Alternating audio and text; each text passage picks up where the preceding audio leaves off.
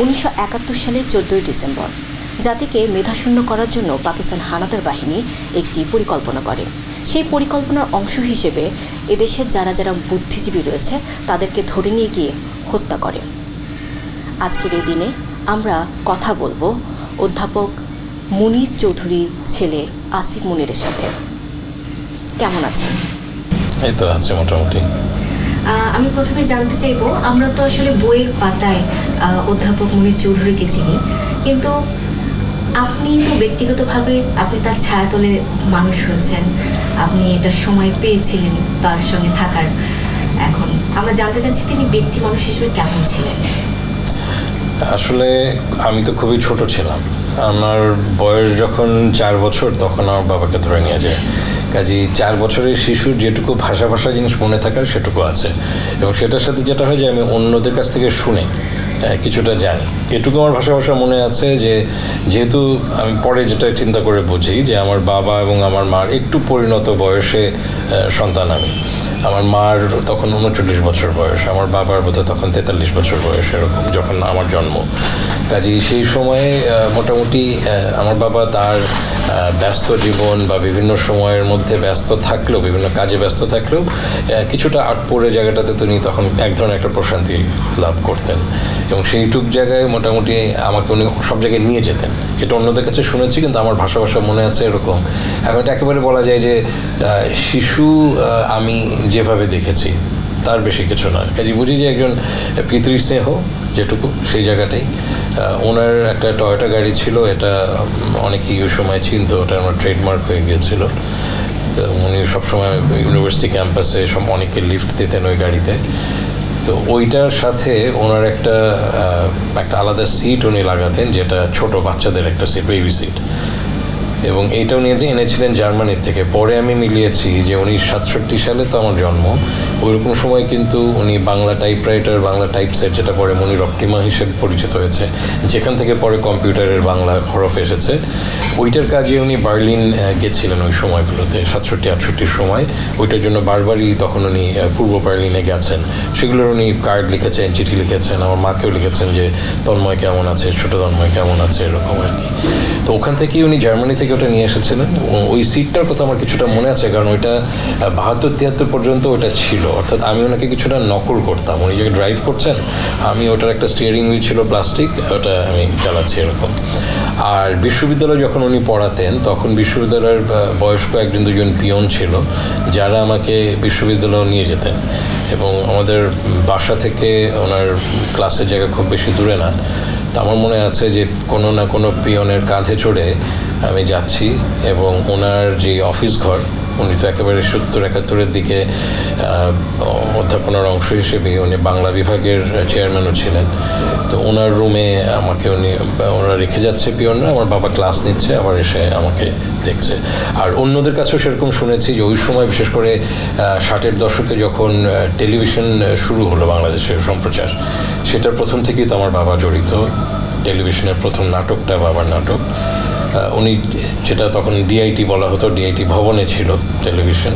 তো সেখানে সবাই বলেছে, যাদেরকে আমি পরে দেখেছি যারা টেলিভিশনে নাটক করেন বা মঞ্চ নাটকের সাথে যুক্ত, যারা আমার বাবার সাথে নাটক করেছেন, তারা বলতেন যে উনি তো তোমাকে সাথে করে নিয়ে আসতেন, ডিআইটি ভবনে আসছেন, তোমাকে সাথে রাখছেন। তো এইটার আবার সরাসরি আমার স্মৃতি নেই, এই একটা। আর বাকি হচ্ছে মানে মুক্তিযুদ্ধের সময়ের যেটুকু খুব ভাষা স্মৃতি। কিন্তু যেটা হয়েছে যে এই স্মৃতির জায়গাটা বা কিছু মানে আমার নিজের মনের মধ্যে সেটা নিয়ে কষ্টটা অনেক, যে আমি এতই ছোট ছিলাম যে আমার তো আসলে কোনো স্মৃতি রাখতে পারিনি। আমার মেজো ভাই আমার 4 বছর বড়, কাজী 71 পর্যন্ত ওর 12 বছর। আমার বড় ভাই 18, মুক্তিযুদ্ধে যখন যায় তখন তার 19 বছর বয়স, কাজী সে আরও ভালো মনে আছে। তো সেই জায়গা থেকে ওদের অনেক রকমভাবে মানে আমি তো আমার বাবার গলাটা কীরকম সেটাও আমি জানি না, বাবার স্নেহ বা আদর এটা আমি শুনেছি, কিন্তু আমার তো সেইভাবে সেই অনুভূতি জায়গাগুলো তো আমার সরাসরি নাই। তাহলে তো আপনি যেহেতু খুব বেশি সময় পাননি তার সঙ্গে থাকার বা তার সঙ্গে তাকে চেনার, সেক্ষেত্রে আপনি কিভাবে তাকে চিনতে পেরেছেন বা তাকে মনে করেন? সেটা একটা হচ্ছে যে যখন আমি একেবারেই বড় হওয়া শুরু করছি, অর্থাৎ আমি স্কুলে যাওয়া শুরু করেছি, তখন একটা হলো যে আমি শূন্যতাটা অনুভব করা শুরু করেছি। যে অনেকেরই, এবং আমরা ঢাকা বিশ্ববিদ্যালয় কোয়ার্টারে থাকতাম, শিক্ষক কোয়ার্টারে, এবং সেখান থেকে আমাদের যে স্কুলে পড়তাম, কাছের স্কুলে, ইউনিভার্সিটি ল্যাবরেটরি স্কুল, তো ওখানে যখন আমরা যেতাম, যেহেতু হেঁটেই যাওয়া যায় খুব কাছে, তো পাড়ার কয়েকটা ছেলে মেয়ে আমরা, এবং এরকম তো আরও বেশ কয়েকটা শহীদ পরিবার ছিল, তো ওইটুকু অনুভব করতাম যে আমরা অন্যদের থেকে একটু আলাদা, কারণ আমাদের বাবা নেই। প্রত্যেকটা পরিবার আমরা একে অপরকে চিনি, কিন্তু তাদের কমন চেনার জায়গাটার একটা হচ্ছে যে আমাদের বেশ কয়েকটা পরিবারেরই বাবা নেই, এবং আমাদের কাছাকাছি বয়সের কেউ একটু বড় বা কাছাকাছি বয়সের কেউ কেউ আছে, এবং প্রায় প্রতিবেশী আমরা বেশ কয়েকজন। তো ওই শূন্যতাটা অনুভব করতাম যে অন্য ছেলে মেয়েদের, তাদের কখনো কখনো মাও আসছে, কিন্তু অধিকাংশ ক্ষেত্রে বাবারা তাদেরকে স্কুলে পৌঁছে দিয়ে যাচ্ছে, আমাদের বাবা নাই। এবং সেটা তখন আমার মাঝখানে মনে হতো যে এইটা তো অন্যায়, উনি নাই কেন। এটা একেবারে শিশু বয়সের। কিশোর বয়সে যেটা হয়েছে যে যখন থেকে বিশেষ করে একটু বড় হয়েছি, তখন এই 14 ডিসেম্বর পালনের জায়গাগুলো এসেছে। আমাদের বিশ্ববিদ্যালয়ের কোয়ার্টারে শহীদ মুফাজ্জল চৌধুরী, ওনার পরিবারও একই বিল্ডিংয়ে আমরা থাকতাম, তো ওদের বাসায় 14 তারিখে একটা মিলাদ হতো, তো সেখানে আমরা এবং আশেপাশের অন্যান্য পরিবাররাও সব একসাথে মিলিত হতাম। তো সেখান থেকে আস্তে আস্তে একটু বোঝার চেষ্টা করছিলাম যে এই যে শূন্যতাটা কেন তাকে ধরে নিয়ে যাওয়ার ব্যাপারটা হলো।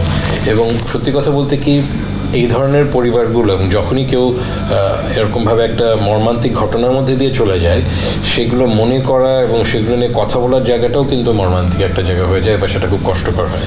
কাজে আমরা যখন বেড়ে উঠেছি, আমার ভাই কিভাবে আমার বাঘকে দেখেছে বা সে কীভাবে তাকে মিস করছে, এগুলো নিয়ে আমরা কেউ কথা বলিনি, আমার মার সাথেও কথা বলা হয়নি, সেগুলো আরেকটু বড় হওয়ার পরে। কাজে বাবাকে চেনার জায়গাটা যেটা হয়েছে যখন আমি হয়তো স্কুলের গণ্ডি পেরিয়েছি, কলেজের গণ্ডির সময় বা কলেজের গণ্ডির পরে, তার লেখালেখির জায়গা থেকে কিছুটা। কারণ আমি নিজে নাট্যকর্ম, মানে মঞ্চ নাটকের সাথে কাকতালীয়ভাবেই যুক্ত হই। কারণ ইন্টারমিডিয়েট পরীক্ষার পরে কিছু সময় ছিল, তখন মনে হচ্ছিল একটা নাট্য কর্মশালা করি। তো কাকতালীয়ভাবে সেটা আবার ছিল আমার ফুপুদের দল, ফেরদৌসী মজুমদার, রামদু মজুমদার, এবং তাদের আসলে নাট্যগুরু আমার বাবা। কাজী তারা যখন নাটক করছেন, তখন দেখছি যে ওনাদের প্রথম নাটক, ওনাদের মঞ্চে প্রথম নাটক হচ্ছে কবর।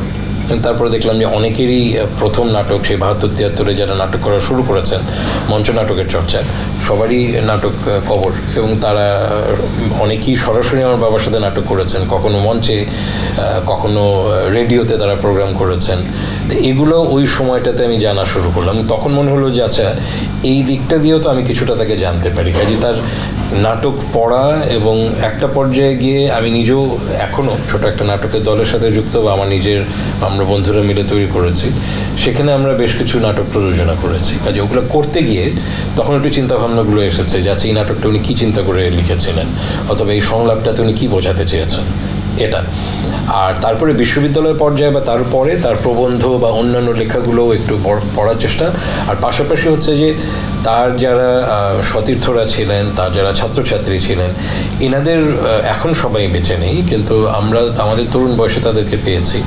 তাদের সাথে কথা বলে কিছু কিছু আমরা জেনেছি যে আমার বাবার চিন্তাটা কীরকম ছিল, কি করতে তিনি পছন্দ করতেন, কিভাবে তিনি কথা বলতেন, বা তার যে একটা বলা হয় যে তার একটা সম্মোহনীভাবে তার কথা বলার ধরন ছিল, সেটার কথা সবাই বলতেন, উদাহরণও দিতেন যারা সরাসরি তার কাছ থেকে সেগুলো শুনেছেন বা তার কাছ থেকে বিভিন্নভাবে দীক্ষা নিয়েছেন। তো সেইভাবে চেনা, একটা হচ্ছে তার লেখালেখির মাধ্যমে, আর একটা হচ্ছে যে তার সম্পর্কে যারা স্মৃতিচারণ করেছেন বা অভিজ্ঞতাগুলো বলেছেন সেখান থেকে। আপনার বাবার কোন শিক্ষা বা গুণ আপনার জীবনে প্রভাব ফেলেছে বলে আপনি মনে করেন? কিছুটা তো নাটকের জায়গাটা হয়তো, বিশেষ করে তাই আমি যেটা তার অন্যদের কাছ থেকেও শুনেছি, তার সতীর্থদের কাছ থেকে, যে তিনি বহুমুখী প্রতিভাধর মানুষ তো ছিলেনই, এবং অনেক কিছুই নিয়েই উনি গবেষণা করেছেন বা কাজ করার চেষ্টা করেছেন, কিন্তু সবচেয়ে স্বাচ্ছন্দ্য বোধ করেছেন নাটক লেখায়, এবং বিশেষ করে নাটক, এমন নাটক লেখা যেটা, বা নাটক অনুবাদ করা, রূপান্তর করা, যেগুলো অভিনয়যোগ্য বা টেলিভিশনে করা যাবে বা মঞ্চে করা যাবে। তো সেই জায়গাটার থেকেই আমার মনে হয় যে একটা অনুপ্রেরণার জায়গা আছে। যদিও মানে এটুকু বুঝি যে সন্তান হিসেবে হয়তো তার গুণের প্রায় কিছুই হয়তো পাইনি, কিন্তু ভালোবাসার জায়গাটাই হয়তো বলতে পারি যে হ্যাঁ, নাটক ভালোবাসার জায়গাটা আছে। এমনকি তার নিজের যে নাটকের বইয়ের সংগ্রহ ছিল, বিশাল সংগ্রহ, বিশেষ করে বিদেশি নাটকগুলোর, তো সেগুলো যে সব পড়া হয়েছে তা না, কিছু কিছু মাঝে মাঝে উল্টে হয়তো দেখি, কিন্তু সেগুলো সংগ্রহে রেখে দিয়েছে, আমি রেখেছি নিজে। অন্য কিছু হয়তো বিভিন্ন সংগ্রহশালায় দিয়ে দিয়েছে। তো সেইভাবে যদি বলি যে নাটকের জায়গাটা এইটাই একটা, আর হচ্ছে যে সামগ্রিকভাবে সাংস্কৃতিক চর্চার জায়গাটাকে, কারণ আমি পেশাগত জায়গায় যাই করি কিছুটা হলেও মানে মনের জায়গা থেকে সবচেয়ে স্বাচ্ছন্দ্য বোধ করি সাংস্কৃতিক কর্মকাণ্ডের সাথে যুক্ত থাকতে, নাটক শুধু না সামগ্রিকভাবে সাংস্কৃতিক পরিমণ্ডলে। সেইটা বোধহয় একটা বড় জায়গা যেটা কিছুটা আমি ধারণ করেছিলাম। সেটা অন্যরা অনেকে বলেছেন আমাকে পরে যে তুমি কিছুটা মানে আমার এক এক ভাই এক এক রকমভাবে এক এক দিকে গেছেন। আমার মেজো ভাই ক্যামেরা বা সিনেমাটোগ্রাফির দিকে গেছেন, আমার বড় ভাই পেশাগত জায়গাতে কাজ করেছে, আমিও পেশাগত জায়গাটা থাকলেও পাশাপাশি সাংস্কৃতিক কর্মকাণ্ডটাতে আছি বলে অনেকে আমাকে বলেছেন যে তুমি 3 ভাইয়ের মধ্যে তুমি কিছুটা হলেও তোমার বাবার ওই লাইনে গেছো বা ধরে রাখার চেষ্টা করছো, সেইটা একটা জায়গা আর কি। এই মানুষ যখন আপনাকে বলে যে আপনি আপনার বাবার মতো কিছুটা গুণ পেয়েছেন বা ধরে রাখার চেষ্টা করছেন, এই ব্যাপারটা আপনি কীভাবে নেন বা কেমন লাগে? সেটা যখন বলে তখন আমার কিছুটা একটু সংকোচের মতো হয়, কারণ আমি এটা তো সবসময় সচেতনভাবে হয়েছে তা না, হয়তো অবচেতনভাবে হয়, এবং সেটা হয়তো হতে পারে জেনেটিকও হতে পারে, যে মানে যেই পরিবারের আবার যে পরিমণ্ডলে আসলে ছিলাম বড় হয়েছি সেই পরিমণ্ডলই হয়তো সেই জায়গাটা এসছে কিছুটা। আবার এমন অনেক সময় শুনেছি, সেটা আমি আমার ভাইদের কাছেও কিছুটা শুনেছি, যে তাদেরকেও কেউ কেউ দেখে কখনো কখনো বলেছে তোমাকে তো মনির ভাইয়ের মতো লাগছে। তো আমাকেও সেরকম শুনতে হচ্ছে, এটা ভালো লাগা তো অবশ্যই আছে। আবার মানে আমি নিজে তো মেলাতে পারি না, আমার জায়গা থেকে মেলাতে পারি না, কারণ আমার তো সেই স্মৃতির জায়গাটা নেই। তো সেই জায়গা থেকে তারা যখন বলেন একটা ভালো লাগা তো তৈরি হয় বটেই।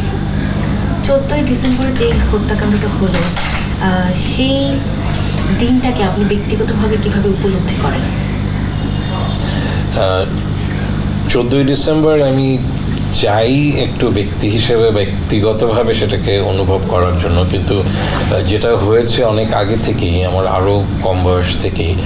আমরা তো 3 ভাই, এবং যেটা বলছিলাম যে আমরা 3 ভাই কখনোই মুক্তিযুদ্ধের বিষয় নিয়ে বা বাবার কথা নিয়ে বা বিশেষ করে 14ই ডিসেম্বর নিয়ে সরাসরি খুব একটা আমরা আলাপ করতাম না, কারণ এটা সকলের জন্যই খুব স্পর্শকাতর একটা বিষয় ছিল।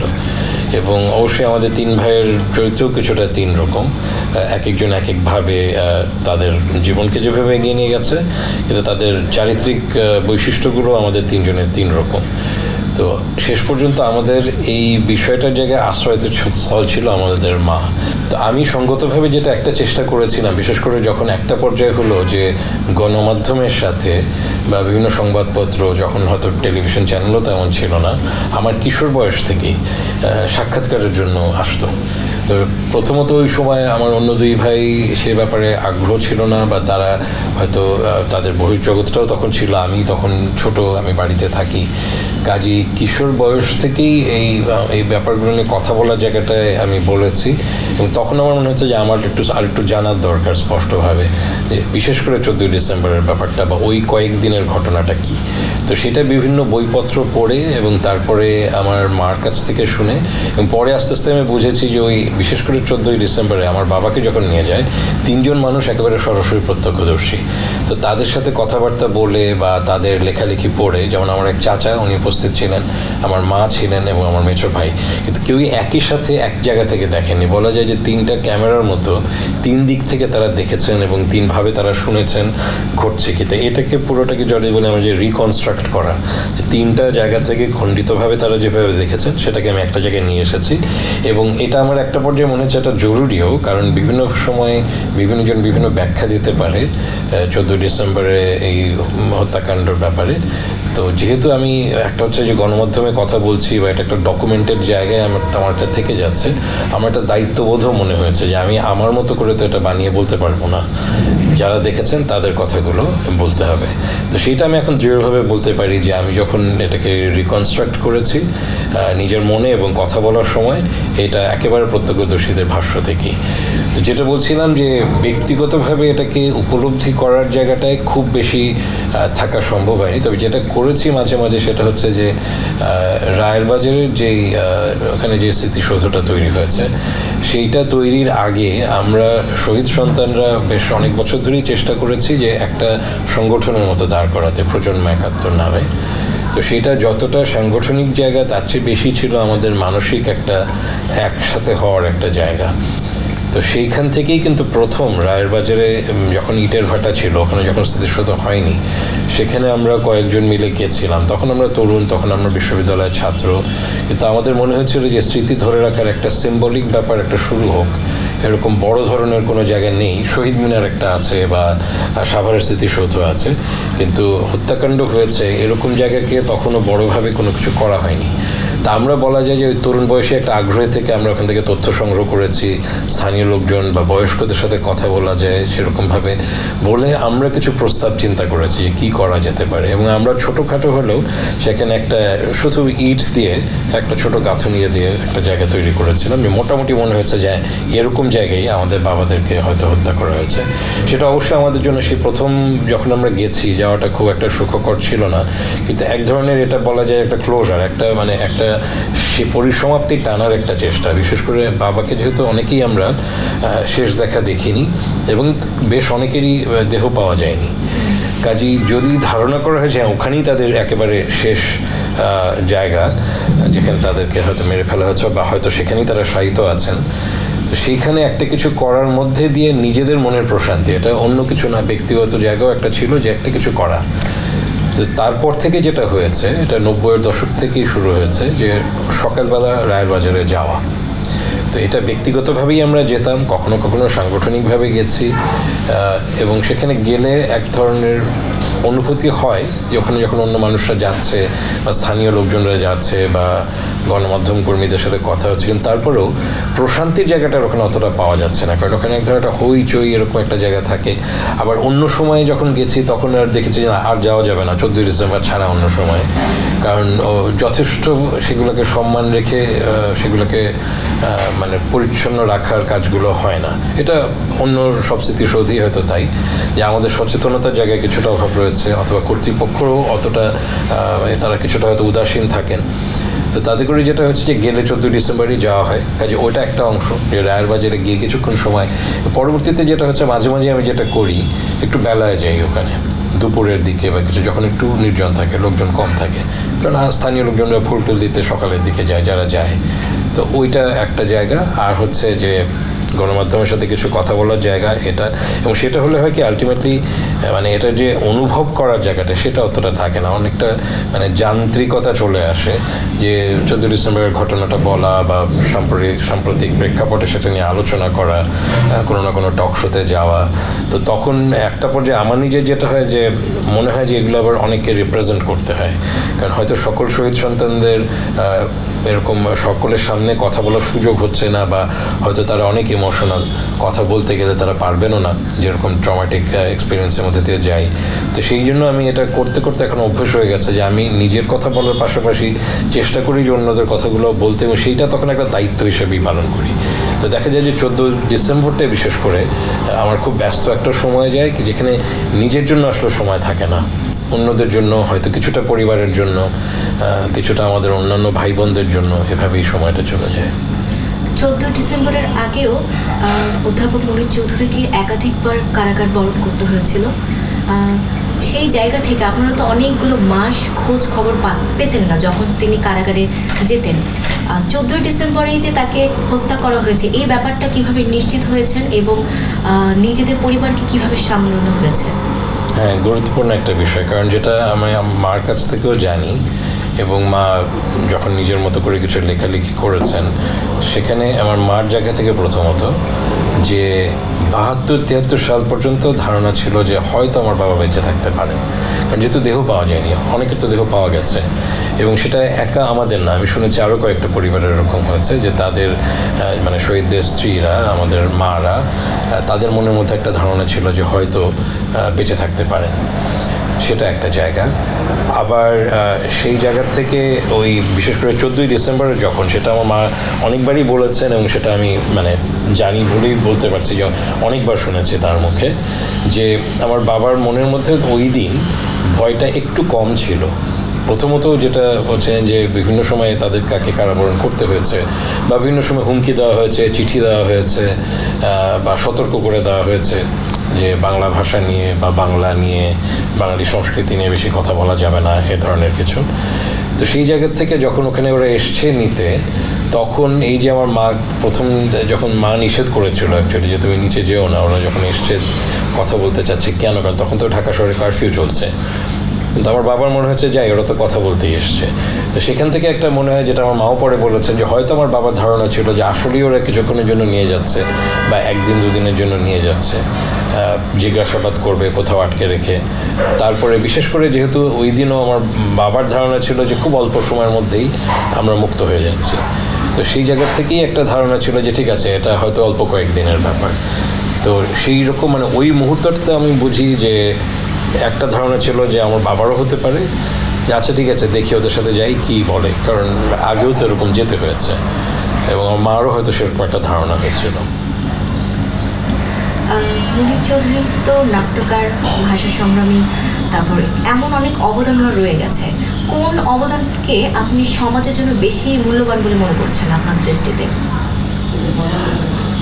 বাংলা ভাষা এবং বাংলা সংস্কৃতি নিয়ে তিনি যে চিন্তাভাবনাগুলো করেছেন, সেগুলো হয়তো ওনার মানে লেখালেখির মধ্যে কিছু আছে যেগুলো একটু হয়তো কঠিন পাঠ্য, সেই জায়গাগুলো, কিন্তু সেখানে উনি একটা দিক নির্দেশনাগুলো দিয়েছেন। এবং বিশেষ করে এই লেখাগুলো যখন সংকলিত হয়েছে ওনার রচনাবলিতে, সেখানে যেমন উনি হয়তো কোনো একটা ছোট আর্টিকেল লিখেছেন যেটা কোনো একটা পত্রিকায় ছাপা হয়েছে, এগুলো তো পরে সংকলনে এসছে।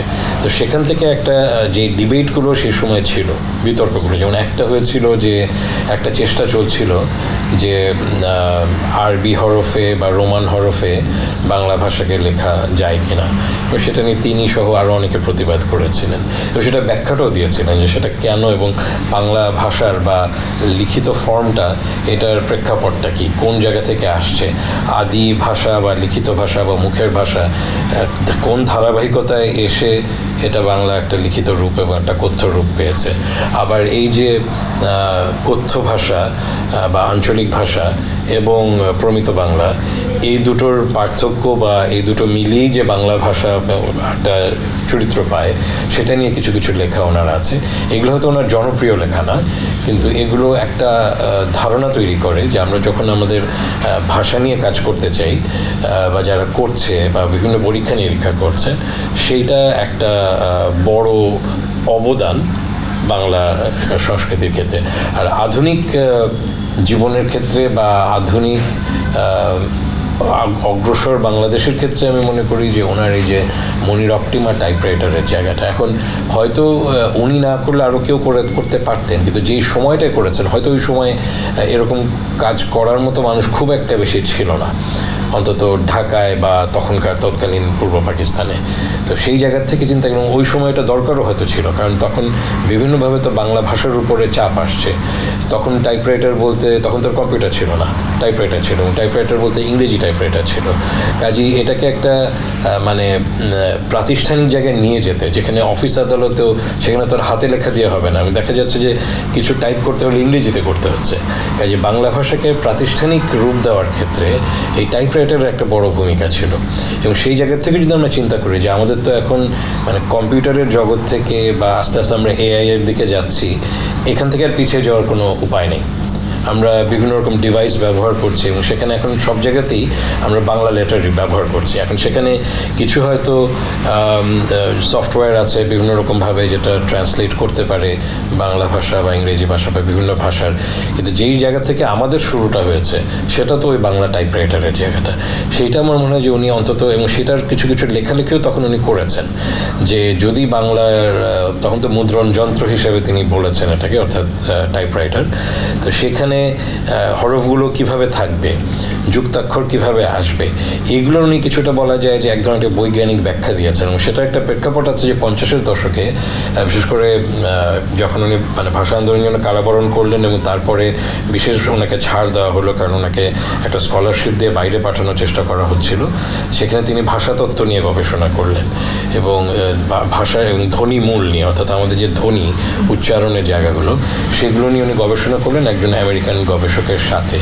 সেই ভিত্তিতেই কিন্তু উনি পরবর্তীকালে কিন্তু উনি সহ আরও বেশ কয়েকজন অবদান রেখেছেন। আমরা ছোটোবেলায় যে বাংলা ব্যাকরণ পড়েছি সেই জায়গাতে এই যে টাইপরাইটারের কথা বলছি সেটা কাজে ওনার এই ভাষা তত্ত্বের জায়গা, অর্থাৎ আন্তর্জাতিকভাবে ভাষাতত্ত্বকে বোঝা, ধ্বনিমূলটা কী বোঝায় এবং সেটাকে বাংলায় কিভাবে নিয়ে আসা হবে, কাজে এই জায়গাটা একটা বড় অবদানের জায়গা এবং সেইটা হয়তো আজীবন থেকে যাবে। কারণ এই যে আমরা এখন বাংলা নিয়ে যতটাই চর্চা হচ্ছে এবং টেকনোলজি নির্ভর যে বাংলা, সেটার একটা প্রাথমিক জায়গা ওনার তৈরি করে দেওয়া। আমরা বর্তমান যে প্রজন্ম রয়েছে তারা আসলে বই পড়তে আসলে আগ্রহী না, বই বিমুখ বলা যেতে পারে। এখন এইরকম একটা প্রজন্মকে মনির চৌধুরীর মতো মানুষদেরকে চেনানোর জন্য কি পদক্ষেপ নেওয়া যায় এবং আপনি কি পদক্ষেপ নিচ্ছেন ছেলে হিসেবে?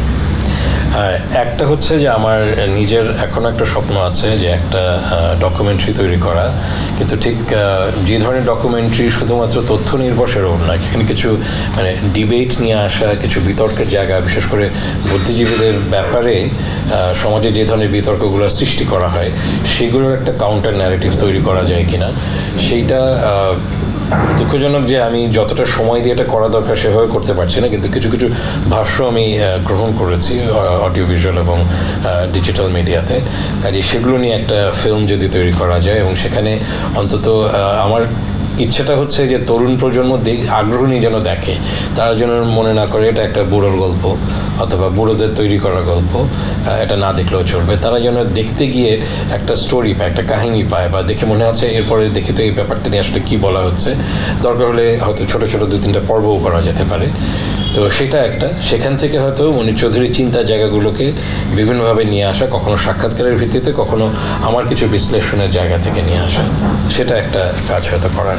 আরেকটা অবশ্যই প্রয়োজন যে বিশেষ করে ডিজিটাল প্ল্যাটফর্মে তার লেখাগুলোকে নিয়ে আসার, তো সেটা এখনও হয়ে ওঠেনি। তো সেইটা যদি কেউ উদ্যোগ নেয় সেটা হবে, না হলে কোনো একটা সময় আমি নিজে করব। কারণ যেটা আমি যত্ন করে চেষ্টা করি, এবং যেহেতু আমার মেছো ভাই প্রয়াত, আমার বড় ভাই দেশের বাইরে থাকেন, মোটামুটি আমি চেষ্টা করি যে আমার বাবার নিজের যা লেখাগুলো আছে সেগুলো প্রকাশিত অপ্রকাশিত, এখন অপ্রকাশিত খুব বেশি নেই, কিন্তু হঠাৎ কেউ বলেন যে একটা অপ্রকাশিত লেখা পাওয়া গেছে, কোনো একটা পুরনো পত্রিকায় হয়তো উনি একটা আর্টিকেল লিখেছিলেন যেটা সংগৃহীত হয়নি, তো সেরকম এখনও কেউ খুঁজে পান সেটা। তারপরে ধরেন তার সময়ের আমার মার কিছু চিঠিপত্র আছে, এগুলো একটা ডকুমেন্টেড ফর্মে নিয়ে আসার ইচ্ছে আছে।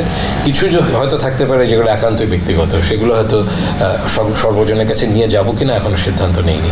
অনেকে ভাবতে পারে যে মনির চৌধুরীর মানুষ তো আসলে সকলের, কাজে তার ব্যক্তি জীবনের জায়গাগুলোও অনেকের হয়তো জানার আগ্রহ থাকবে, তো সেটা পরে সিদ্ধান্ত নেব। তো সেইটার একটা কাজ হয়তো করার দরকার, সেটা নিজে করবো, কারণ ওটা মোটামুটি আমার নিজের সংগ্রহে সেগুলো আছে, এটা আমি যত্ন করে রেখেছি। কিছু হয়তো কালের আবর্তে নষ্ট হয়ে গেছে, কিন্তু অনেক কিছু আমার মা রেখে দিয়েছিল, আমার মা প্রয়াত হওয়ার পরে সেগুলোকে আমি মোটামুটি সংগ্রহ করে রেখেছি। আর আমার মার নিজের ভাষ্যও আমি রেখেছি কিছুটা, যদিও সেটা অডিও ফর্মে, কিন্তু তার নিজের জীবনেরও কিন্তু একটা আলাদা একটা খুব ইন্টারেস্টিং কাহিনী আছে। কারণ আমার নানা কাজ করেছেন তৎকালীন ভারতবর্ষে, দিল্লিতে, কলকাতায়, আমার মা সেখানে বেড়ে উঠেছেন। 47-এ দেশ বিভাগের পরে উনি দেশে এসেছেন, আসার পরপরই আমার বাবার সাথে পরিচয়, তার প্রণয়, সেই জায়গাগুলো। কাজেই ওইটা একটা ভাষ্য আমি পেয়েছি যে আমার মার দিক থেকে তার জীবনটা এবং তারপর আমার বাবার সাথে জীবনের, অর্থাৎ ঘরে আমার বাবা কেমন ছিলেন সেই জায়গাটা অনেকটাই তো আমার মার কাছ থেকে। তো সেইটাকে একটা ডকুমেন্টেড ফর্মে আনা যায় কিনা, লিখিত ফর্মে, সেটা একটা ইচ্ছে আছে।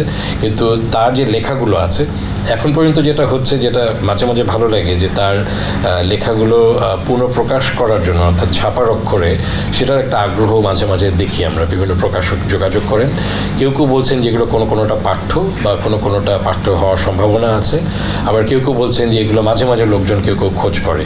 তো এখনও প্রতি বইমেলার আগে এই প্রকাশকরা হয় নতুন প্রিন্ট বের করেন, অথবা আমাদেরকে সেটার রয়্যালটির জায়গাটা যোগাযোগ করেন আমার সাথে। কাজে বুঝি যে কিছু কিছু বই মানুষজন খোঁজ করে, মানে শুধুমাত্র কবর বা রক্তাক্ত প্রান্তর না, অন্যান্য রচনার জায়গাও। কিন্তু এগুলোর ভবিষ্যৎটা আসলে হচ্ছে ডিজিটাল জায়গায় যেতে হবে। তো সেইটাকে যদি কেউ উদ্যোগ না নেয় হয়তো আমি নিজে নিব, কিন্তু এটুকু বলতে পারি যে এখনও প্রিন্ট ফর্মে হোক অথবা কিছুটা ইলেকট্রনিক মানে পিডিএফ ফর্মে হোক, এগুলো আমার কাছে আছে এবং আমি যথেষ্ট ভালোভাবে সযত্নে এগুলো রেখে দিয়েছি। ছবিও আছে, পারিবারিক ছবি, কিছু ছবি নষ্ট হয়ে গেছে, কিন্তু তারপরে সেগুলোকে হয়তো সেগুলো কোনো সময় কফি টেবল বুক হতে পারে বা অ্যালবাম হতে পারে, প্রিন্টেড ফর্মে আসতে পারে, সেগুলো আলটিমেটলি আপলোড করা যায় ডিজিটাল জায়গায়। তো ডিজিটাল জায়গায় অবশ্যই যেতে হবে। তাহলে যেটা হবে যে যেমন এরপরে মানে শুধুমাত্র তরুণ প্রজন্ম না, অনেকেই এখন অভ্যস্ত হচ্ছে একটা পেপারলেস জগতে যাওয়ার, যে কাগজের জায়গায় না পড়ে তারা তাদের বিভিন্ন ডিভাইসে পড়ছে। তো সেরকমভাবে এটাকে আস্তে আস্তে হয়তো সেই ফর্মে নিয়ে যেতে হবে। আরেকটা হয়তো দরকার হবে অডিও ফর্মে, কারণ বিদেশে তো সেটা আছে যে অডিও বুকস পাওয়া যায়। তো এখন পর্যন্ত আমার বাবার কোনো কিছু অডিও ফর্মে নাই, অডিও বুকস নাই। তো সেটা ভবিষ্যৎ, তো সেটা আশা করি কোনো একটা সময় হবে। এখন পর্যন্ত প্রিন্ট বা রিপ্রিন্ট হচ্ছে, কিন্তু সেটা যথেষ্ট মানুষের কাছে যাচ্ছে না, বা অনেকে জানেও না যে আসলে এই বইগুলো পাওয়া যায়। তো সেইটা দেখা যাক, যদি কেউ করবে, না হলে আমি নিজেই করবো। স্বাধীনতা, যে স্বাধীনতার জন্য এত এত মানুষের প্রাণ গেল, এখন বর্তমান প্রজন্ম বা বর্তমান সময়ে এই স্বাধীনতাকে অবমূল্যায়ন বা মূল্যায়ন করছে এমন ব্যাপারগুলো যখন আপনি দেখেন বুদ্ধিজীবীর সন্তান হিসেবে, তখন কি কখনো মনে হয় যে এই স্বাধীনতাটা যারা প্রাণ দিয়েছে তারা আসলে বৃথা প্রাণ দিয়েছে, বা তাদেরকে মূল্যায়ন করা হচ্ছে না সেইভাবে? যারা প্রাণ দিয়েছেন তাদের এই অবদান বৃথা, এটা আমার মনে হয় না, কিন্তু মূল্যায়ন সঠিকভাবে হয়নি, এবং সেটা সকল রাজনৈতিক আমলেই দায়ী করবো, বা রাজনৈতিক বা সরকারের আমলেই বলবো। এবং এই 54 বছরে অনেক রকমভাবেই সেটার ওঠানামাগুলো আমরা দেখেছি। তো তাতে করে যেটা হয়েছে যে এক ধরনের একটা বিভ্রান্ত প্রজন্ম বিভিন্ন সময় তৈরি হয়েছে।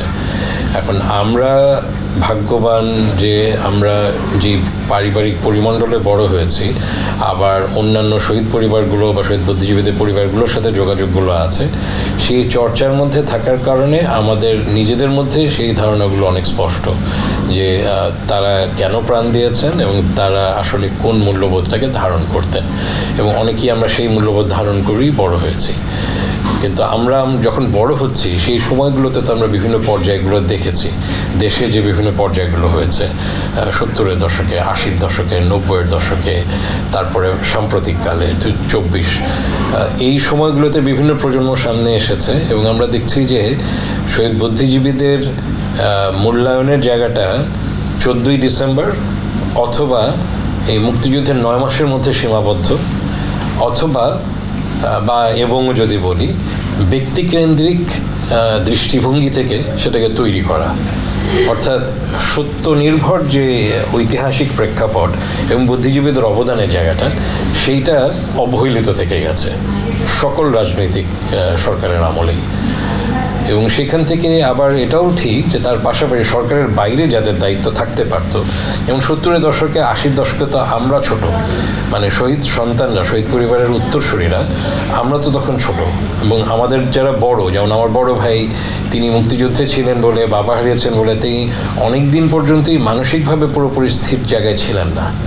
কাজে 70 বা 80-র দশকে যারা বুদ্ধিজীবীরা ছিলেন, যারা আমাদের বাবাদের অসমাপ্ত কাজ নিয়ে এগিয়ে যেতে পারতেন, বা অসমাপ্ত চিন্তাগুলো বা যেগুলো হয়তো তারা নিজেরা সরাসরি শুনেছেন, সেগুলো কেউ কেউ সেটাকে প্রচার করেছেন। তারা নিজেরা যখন শিক্ষকতা করেছেন তখন আমাদের বাবাদের কাছ থেকে যা শিখেছেন সেগুলো বলার চেষ্টা করেছেন, যে আমাদের শিক্ষকরা এগুলো আমাদেরকে বলতেন, কিন্তু সেটার প্রচারটা ঠিকমতো হয়নি, এবং সেটাকে তারা সবসময় ডকুমেন্টেড ফর্মে নিয়ে যাননি। ধরা যাক আমাদের বাবারা যারা শিক্ষকতা করেছেন, তাদের যারা ছাত্রছাত্রীরা ছিলেন তারা পরবর্তীকালে নিজেরাও শিক্ষকতায় এসেছেন, তারা তখন আমাদের বাবাদের কথাগুলো বলেছেন, বা সেইভাবে তারা পড়ানোর চেষ্টা করেছেন, যেই চিন্তাগুলো নিয়ে আমাদের বাবারা পড়াতেন। কিন্তু এই জ্ঞান চর্চার বাইরে তারা কিন্তু খুব বেশি কাজ আমরা তাদের ডকুমেন্টেড দেখি না। আমি খুব বেশি দেখিনি যে সেই সময়কার বুদ্ধিজীবীরা, তারা মানে আমি বলছি যে 71-এর সময় বা 70-এর দশকের যারা বুদ্ধিজীবী, তারা গবেষণার কাজ করছেন মুক্তিযুদ্ধ নিয়ে বা বুদ্ধিজীবীদের কাজের উপরে। কাজেই সেই জায়গাটায় একটা ভ্যাকুয়াম তৈরি হয়েছে, একটা শূন্যতা তৈরি হয়েছে।